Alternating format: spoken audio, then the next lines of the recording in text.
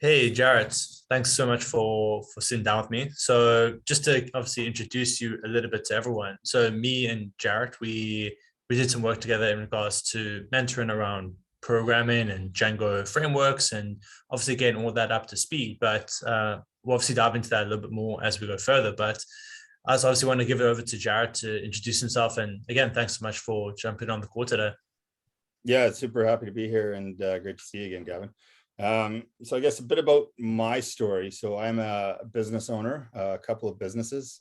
And so I serve as that either president or chief executive officer, board member role. And Hmm. I've had a interest in coding because I think still the computer is the bar none the best tool that is out there for business and communication that we've ever seen in history. So Mm, with that basis, I don't ever want to show up and not have at least a better than average understanding of what can be done. And that's what mm, started me on my coding research and journey. And then we connected, of course, with Django. yeah. Um, and so the objective for me was kind of twofold in reaching out. Is I had done a number of online courses, and Mm, they're great. They give you a nice foundational knowledge, but like everything in life, foundation versus practice is so mm, different. And I found myself just kind of spinning my wheels. And when I wanted to do some like test projects of my own, I could yeah. only get so far as the tutorial that I had online. I could tweak it a little bit, but I couldn't really stitch together the other stuff. Mm, Um, and so then when we connected, I'm like, well, this is great. It's no different than a physical trainer when you want to take care of your health, right? Like yeah. you and I connected. You were super flexible with your schedule, assuming I gave you enough time. So I really appreciated that. And like we just bang it out, and we could do two formats. If you recall, like we did the work together coding where you could Mm, live real time correct my coding, which was super helpful. And then you'd give me like that homework piece, and you could come back and say, okay, I see what you did there. I see how that works, and maybe yeah. try this, or that didn't work because of that. Um, so that was really good for me. But again, like I said, the other part was coming at the I guess the president or chief executive or EP or even a manager level. I didn't even know the questions to ask. Like I had this thought that there Mm, was all this available. And by doing the mentoring, I was able to ask more intelligent questions that yeah. got better responses when I used outside consultants. So I could say, I'm looking to get this into a list format, or could we get it as a dictionary? And that would be a bit of a translation to the coder's language Yeah. that would help me and my team. So that was the second big benefit I got from that is more like a little tech guru in my ear when I went into my meetings. I'm like, I know Yeah. what to ask now. So Yeah. No, so yeah, it's a really awesome thing that you brought up there. Yeah, I mean, thanks for giving so much kind of detail about it. Like how you said, sometimes you don't even know the right questions to ask. And that can be right. like such a roadblock because like you can either be Googling for stuff and you're like, I'm literally not finding anything that makes sense here. But if you just at least know what the concept's called or Right. kind of how to actually ask questions properly, then you're like, oh, that took me 5 minutes to find what I needed as opposed to a day or something like that. Yeah. Well, case in point, I'd leave a couple of our sessions and I'd write notes about the way you phrase stuff. Mm, And then when I went away to like the Stack Overflow or whatever, I now had those keywords, if you will, on how to ask about what I was saying. So it was like that mm, translator first. And it just made like Stack Overflow and all those sites so much easier to navigate because I knew what I was asking for. And yeah. you also kind of said like you're looking for something like this. So Mm, a specific example is when we set up the Django environment and you're like, look, don't use the username password, like email, little mm, trifecta. Let's get the email as the username, right? Like that's yeah. what everybody's doing. Here's the few workarounds you need to do. You sent me some stuff, and then I was able to Google kind of on that language as well. And it Mm, came together pretty fast, right? And it's just such a better experience. yeah. Yeah. And also, I mean, just talking from my personal perspective, like all those kind of like libraries and stuff you've built up over time to like help you get to like those good starting points. Like at least you don't have to go through that learning phase. Right. Because there's so many that look so similar, right? Mm, And it's like, I'm looking for a login. You'll come across 500 scripts that people have slapped together. And it's like, well, being more on the green side of it, like how do I sort through these and pick a good one? And so yeah. somebody that's been there and trialed them and tested them, it's like, okay, I can just throw out 90% of it. And you can say, look at these two or look at Yeah. these three. And then I can come back with, again, intelligent questions now versus just hey, here's a screenshot of 500 libraries. What do you think? Yeah. Right. It just, it's such a time saver. Yeah, 100%. I appreciate that. You mentioned something a bit earlier in that when you started to learn it on your own, I mean, what was your goal for actually picking up Django in general? It sounds like it wasn't to necessarily become like an absolute pro yourself. It was more to be able to have those conversations, have some base knowledge to understand potentially how some Python or Django work could fit into solving other problems you're having. Yeah, and a lot of it was just trying to make the Python tools that I developed more accessible, interactive, Mm, easier way to display the information. Um, and I've heard some other people that have started programming, and it's like, okay, well, you get a file or something, or like a database, and you want to display that information, and you write a little Python script, and then you get tired of running it. So then you jump to like Jupyter Notebook to try line by line and get some feedback. Then mm, you jump back to the script, and it's like, okay, well, I've got something, but it's not pretty. It's on my computer. Like, how do I get it out there? And I thought, yeah. well, Django's kind of like robust, right? Like, it's more than Flask. I'm sure there's other things we could do that would be lighter, but I'm like, if I get a broad spectrum of everything that's out there, Mm, then it probably gives me a better chance to pick and choose what I need to do. And like, when we started, even on the project that we did right away, mm, you came up and said, well, do you want to use Flask? You want to use Django? And I said, well, I'm interested in Django to know what it can do. And you're like, mm, that makes sense. And so you're really adaptable there. You didn't force one thing over the other. You're like, okay, cool. If you want to go Django, let's learn Django. Which I appreciate, right? Because you don't want to show up and have your tutor be like, no, you're 100% wrong right away. It's like, hey man, I'm just starting. So you're really good about that. I appreciate that. yeah, no, it totally makes sense as well. And you mentioned when you would go to some of these tutorials, you kind of get blocked at times. Can you kind of talk about that a little bit more? Like, what was some of those blockers and what was going on? Yeah, the so I've done a bunch of online courses. The most of them was Coursera. Mm-hmm. And they were great. It's just they're so compressed and they're made for such a wide audience. Mm, They cover some detail, some basic, but it's very much if this, then that. And it's a very linear progression. mm, And if you're like, okay, well, could I have this kind of field and ingest that information? What needs to happen? If I had this kind of field, what if I want to do a couple more things? yeah. And if it's too far off that linear path of the development tutorial, you just get jammed up and lost, right? Stuff starts linking back. All of a sudden I had to go 3 or 4 pages deep to find what I'd actually added. I'm like, well, why is that happening? Right. And it's Yeah. like, okay, well, that's over in this file. Yeah. Yeah. It's like, that's bizarre. And you don't, you can put it on the online forums and they're pretty good. Like, it's not slamming Coursera, but it's like anything. Like, you can learn a language through your Duolingo app at like 3 words a day, or you can go immerse yourself. And I had done my Django Duolingo Coursera, and it's like, okay, but now I really want to see how it's used. And that's Mm, where, like, I need to reach out and I need to get a coach without it being like a boot camp or overwhelming. I'm like, I don't mm, have time in my day to sit down and just hammer this out for 8, 9, 10 hours a day and take 2 weeks and just pop out the other side as an expert. I'm mm, like, it needs to work with my schedule. I've got a job, I've got a business startup, I've got family. And it's like, so to be able to find an hour or 40 minutes with you as a mm, coach to pop in, there's no gap, there's no lag. It's like, okay, you've done this much. It's not as much as you would do in a boot camp or something, but we're still here. We haven't gone backwards, and we can just pick it up again and pick it up again. And mm, I remember sometimes when we couldn't connect, you were able just to even shoot me an email and say, look, if you were mm, successful with this is the next step. yeah. Go ahead and tackle it. If you want to discuss first, then we'll just wait till our next session. But like, you're able to keep me going at my pace. Mm, And because I felt responsible for checking in with you, and I'm like, I've got a coach, just like a yeah. fitness trainer, I got to show up and I got to have my homework done. Yeah. And so like, that really helped, because like my goal was to learn it, like not to be pro and not to be necessarily like superstar dev, but Mm, my goal was to learn it. And by having that accountability of showing up was mm. just so valuable for driving that learning forward. Yeah. And it sounds like with all you had going on as well, just making sure to get in that time to continue progressing on the projects and also just be able to weed out and kind of work out what the good resources to learn from are. Like you just didn't have the time for that. Yeah, I didn't have the time at all. And to just be pinpointed with you was so great. It just accelerated the learning so fast.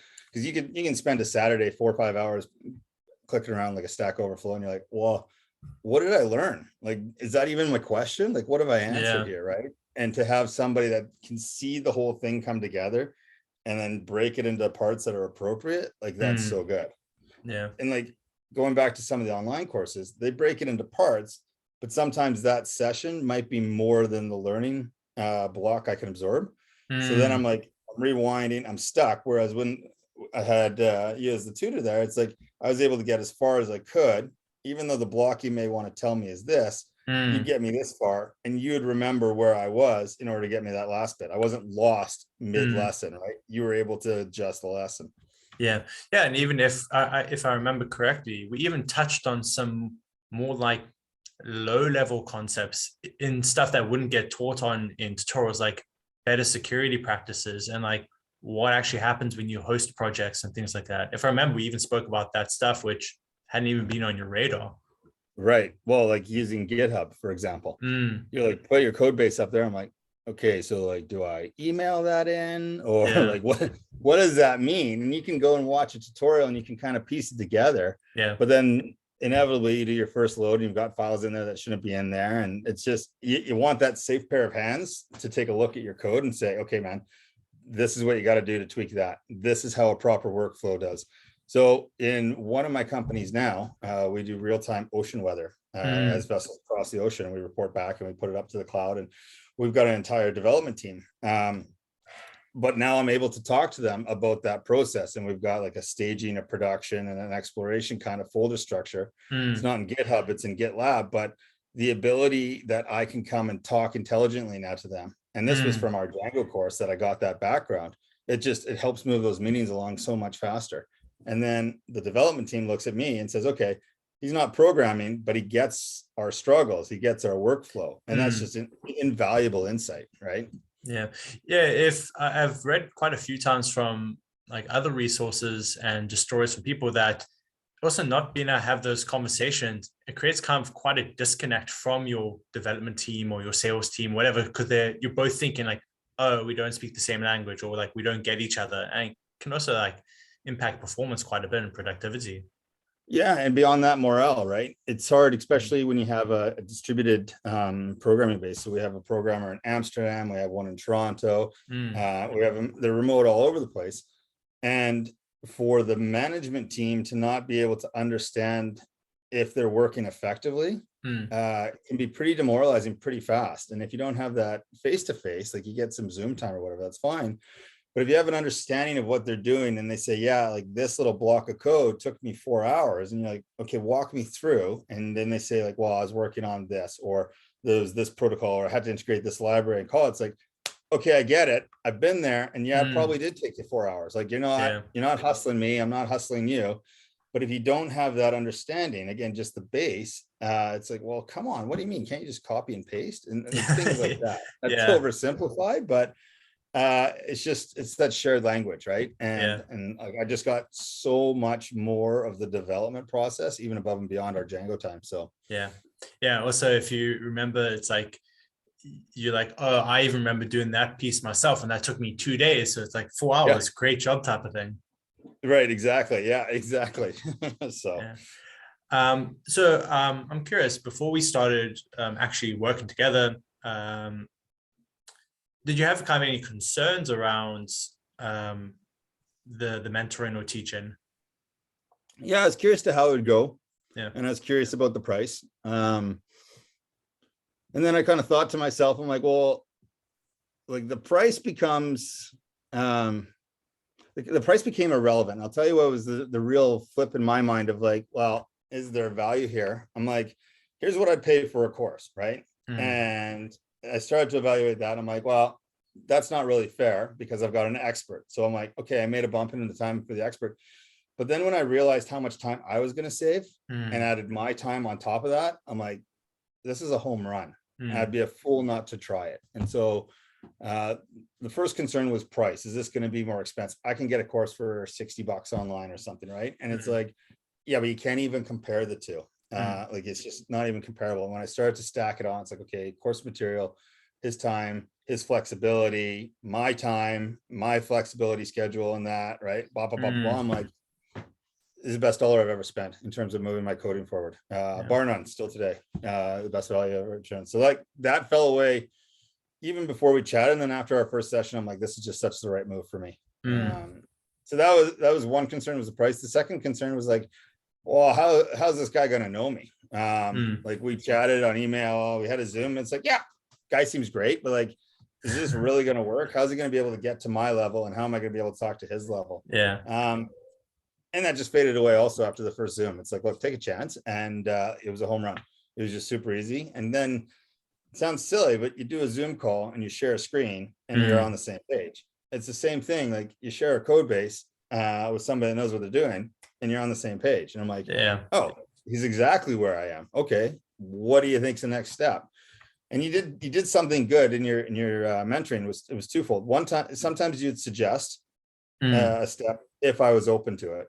Other times you'd ask me what I think the next step would be. And so I really like that approach. It's like, well, you'd say, what do you think we should do next? I'm like, I think we should go here. And you're like, okay, right or wrong, that's where you want to go. Let's work that into the plan. And then sometimes you'd say, are you open to a suggestion? I'm like, yeah, I'm open to it. It's like, I would go here, here, here because of my previous experience. And I'm like, it was really nice to do it that way.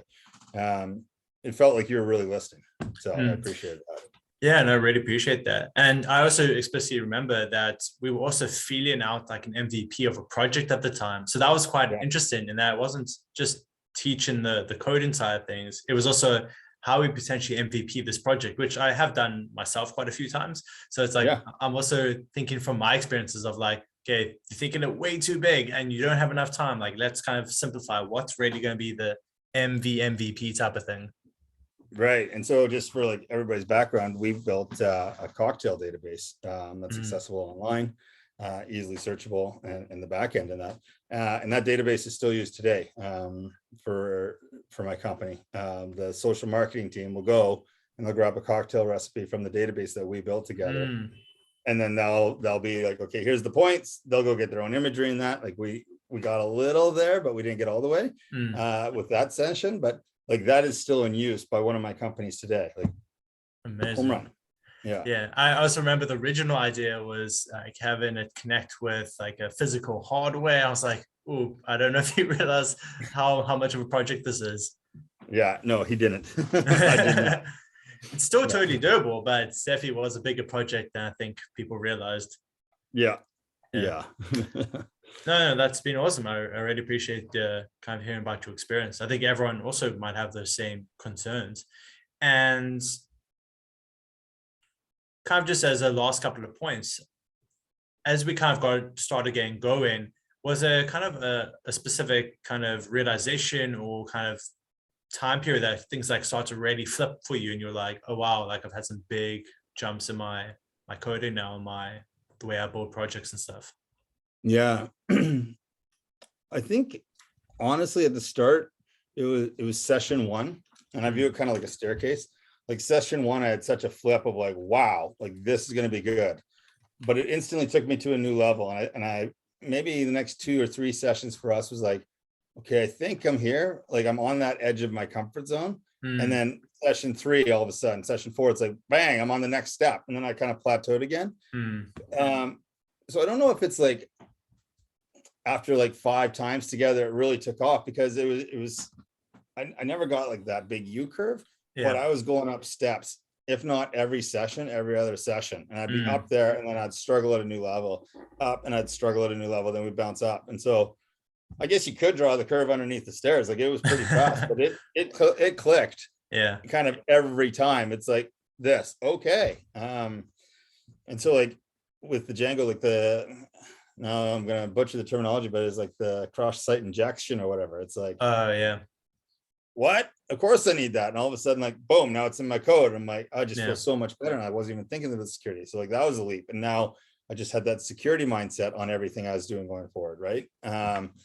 And then, like, even, it sounds silly, but the folder structures, it's like, okay, well, where are you putting your media stuff, and how's it grabbing it? And like, how do you want to link that through your templates? It's like, okay, now I'm thinking of that. I'm thinking of like repositories to get stuff in. And I did a bit with my coding, but with the Django is good because it's both like, it's more than just code, right? Like, we had images, we had other media types, and it was all over the place, but in a very structured way. And that was a big learning that I didn't think about before. So like, that would be one of those steps, then the step. Yeah. It's just that that consistent progress that's pushing you, and it's like not too easy and not too overwhelmingly hard.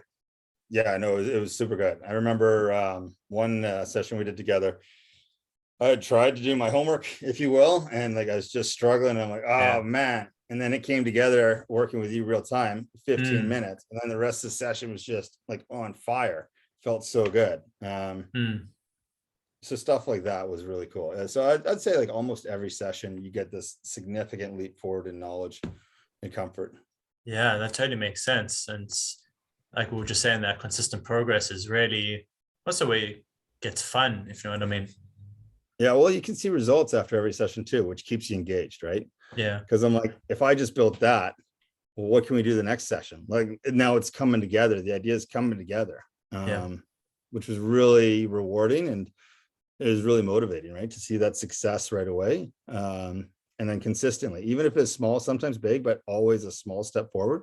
yeah. Then you look back at how far you've come and you're like, I've come a long way really fast. So Yeah, and also how you used to like say structure your projects before, or just the way you thought about the projects in general, and like you're like, oh wow, right. I completely see it differently, and how kind Yeah. of like the way I thought about it was completely, I wasn't even thinking about it maybe. Yeah. No, it's so good. So good. Yeah, so just as we start wrapping up, what as a last question, if you kind of had to take yourself back to before we started, some of those concerns that you might have had, like what would you have kind of just told yourself now? Oh my gosh, they're not even concerns anymore. Like it's just let's just go. Let's just do it. Get Yeah. on as soon as you can. Because the reward, even after the first couple sessions, is just so great Mm. um, that it just fades away. In fact, if I could go back then, because what did it take? I think it took us about 4 months to kind of connect and get kicked off, if I recall. Yeah, it was quite start stop if I remember. Yeah, like should have hit it harder. I wish I Yeah. really hit it harder. Because like the time's gonna pass anyway, and I had a chance and I missed it, and luckily we were able to connect, and I was able to grab some of your time going forward. Yeah. But I wish I'd just gone right away. So concerns, no. If I could go tell myself, my previous self, I'd just say just dive in and Yeah. stir because it's just so good. Yeah. No, I think I really appreciate you sharing your story, because as we were saying at the start, you aren't necessarily someone who wants to become a coding professional. You wanted to be able to kind of MVP projects, move fast in them, and also just kind of have those conversations, which is Yeah. why I was really appreciative you were keen to share your story. Yeah, no, it's great. Happy to share. And it was such a good experience.